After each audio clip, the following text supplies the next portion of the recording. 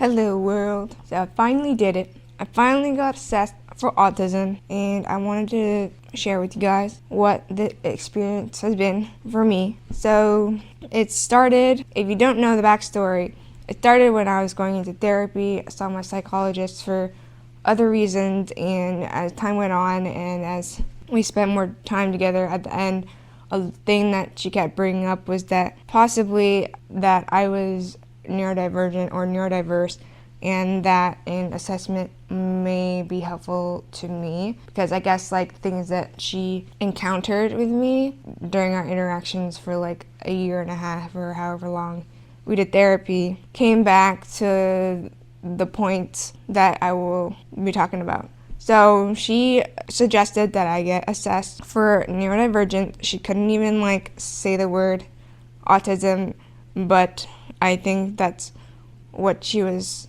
referring to. And then we ended therapy, and then I went on to really think about what she said and if there was any truth or veracity in it, in the suggestion.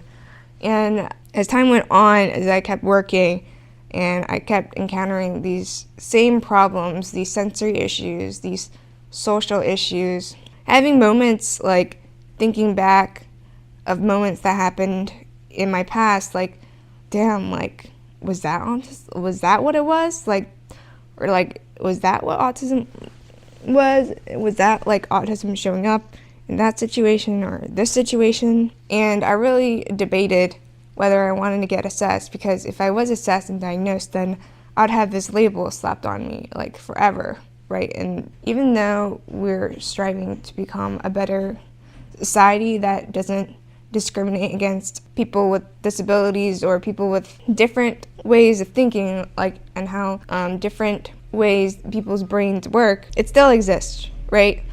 We don't want racism to exist, but it still exists.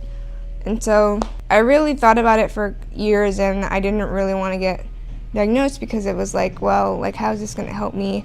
But then I kept working, and then I got really burnt out, and I thought maybe it would be good to explore this and see whether I can learn something that will help me live a fuller life, a more authentic life, learn more about what I can do and what kind of situations or environments that work best for me and people similar to me, and what I can do to kind of position myself in that sort of environment or make that environment for myself. So I decided to get assessed, and the funny thing is my therapist had put in a referral years ago when I asked her to, and since she was an out-of-network provider and not within the Stanford Epic community, I guess the referral just got lost, and it wasn't until I asked my primary care doctor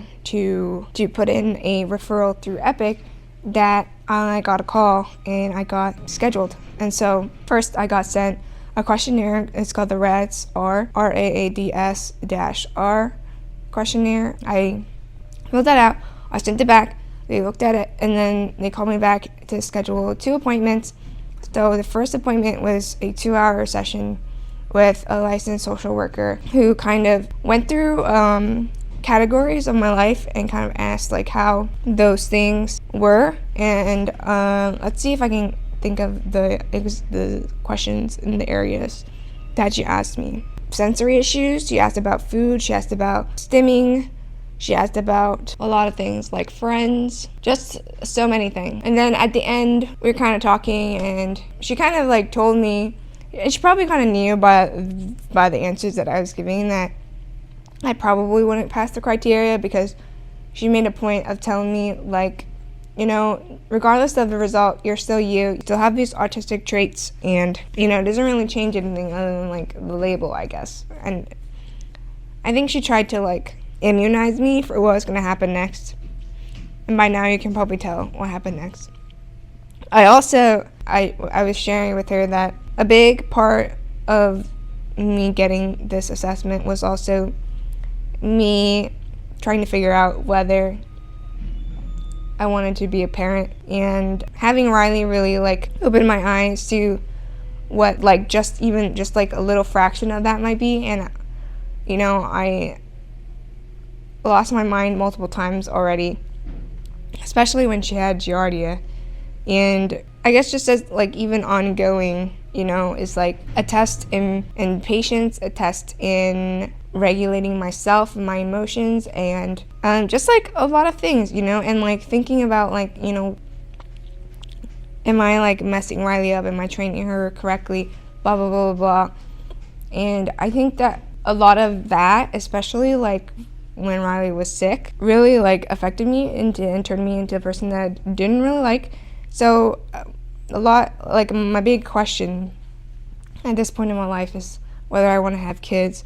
And I kind of shared with this person, like, I don't know if I want to have kids, and I don't know if I should, because what if I'm gonna like fuck them up because I'm autistic or I'm whatever, And she said something that was really comforting, and she said, there are really wonderful neurodiverse parents out there, and they offer just a different perspective and a less myopic view of the world. And then she kind of insinuated, like, there's a lot of neurotypical parents out there who are not, who aren't good parents, is basically what she was saying. Like, she didn't say it, but you could tell that that's what she was trying to tell me, And I thought that was really comforting.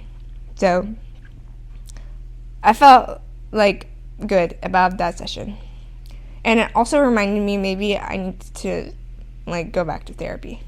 So that was the 2-hour appointment, and then the next week I had a 1-hour appointment with the psychiatrist. So when I got to the appointment with the psychiatrist, she already knew like everything I told the social worker, and she kind of just asked like additional questions, and she tried to ask me about like my childhood like very early, and I don't remember any of that. And I was a little bit disappointed, because when I was talking to the social worker, she said those questions are more for diagnosing like children, and I'm an adult now. And so, like, why are you asking me questions about diagnosing a child? Anyway, so she tried to ask me about that. I was like, I don't remember anything like before age 4, and I can barely remember like preschool and kindergarten. And she was kind of asking me like, like, what did I do in preschool and what did I do in kindergarten? And like, did you have friends? Like, I don't remember. I just remember like playing. And then she asked me about like having friends and whether I had them, and whether there were times where I like offended somebody, or like somebody didn't want to be friends with me anymore and I didn't understand why. And in my mind, I'm like, well, as an adult, I don't know, people who don't care about you that much are not going to tell you to your face when you offended them. And I feel like I don't have that many close friendships anyway, so nobody would be close enough to like tell me to my face. You know what I mean? She asked me like if anybody like called me like weird or like whatever, and I'm like, well, like I feel like I'm weird. Like, I don't really feel like I fit in this world. And like, just like a lot of her questions were about like other people reactions to me versus my experience. And I feel like that's not how a diagnosis should happen, especially in a woman who's existed for a long time now. Like, I'm not gonna openly admit that I don't have any friends and that I have problems maintaining friendships and reading social cues. And the other thing was, she asked me if I was like very inflexible, like if there were certain things that I did a certain way, and if somebody else did them a different way, that I would try to make them do it like the certain way. And like, like at some point in your adulthood, you realize that doing all these things does not bode well like in life, okay? Like, like saying offensive things and being too straightforward. That's why, like, I don't talk. This is why I don't talk. Like, at some point I learned that sometimes I say things, I don't know what they are, and it comes off as bad, so then I don't say things. And, yeah, like, I'm kind of inflexible. Like, with Riley in training her, sometimes I get mad at Foxy, or just in general about, like, things. Sometimes Foxy does things a different way than me, and I'm like, well, why don't you do it this way? Why don't you do it this way? And I kind of treat her like a child sometimes. And, like, who wants to be treated like a child? Like, if you want to maintain, like, relationships and, like, good relationships with people, you have to, like, pick your battles, right? And you have to learn how to let things go, because if you don't, like, those things don't serve you well in this world. And it was just like, I think it was just, like, very disappointing that she was asking about other people's experience of me and not about my experience in this world. And I felt like that was a mistake, and that's not how autism should be diagnosed. It should be really based on how I experience the world. And you know what? Maybe I wasn't really good at expressing that to a stranger who was asking me about fucking other people's experiences of me, okay? And, okay, let's just move on for after that. And I told Foxy, and she was like, what? Like, how did she, like, just determine that? And I was like, well, I guess, like, I didn't meet the criteria of autism, of the fucking DSM-5 or whatever. I mean, I told her that, and then Foxy was like, well, she doesn't, like, spend a lot of time with you. And you know what? I think that's true. I think I'm gonna trust, the opinions of people who know me best and have spent a significant amount of time with me and interacting with me, and not one person who spent like 15 minutes talking to me and asking me questions. So I'm gonna go with Foxy, and I'm gonna go with my old therapist. And maybe it's for the best that I don't get a label slapped on me, because at some point I'm probably gonna adopt or foster kids, and I don't want that on my record, I guess. And you know what? Maybe I'm not autistic. I think I'm in this space where I'm not neurotypical enough to fit in with the neurotypicals, and I'm not autistic enough to fit in with the autistics. I think this is the space that I occupy.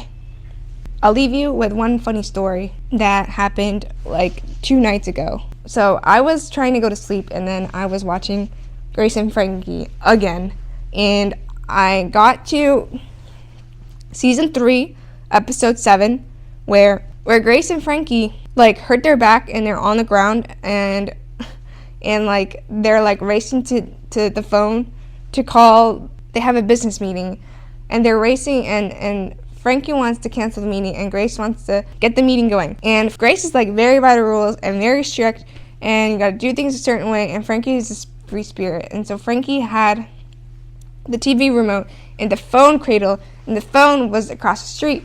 And so Grace crawled to the phone handle, realized it's the freaking remote to the TV, and then Frankie was like, just press the pager on the bottom to see where the actual phone is.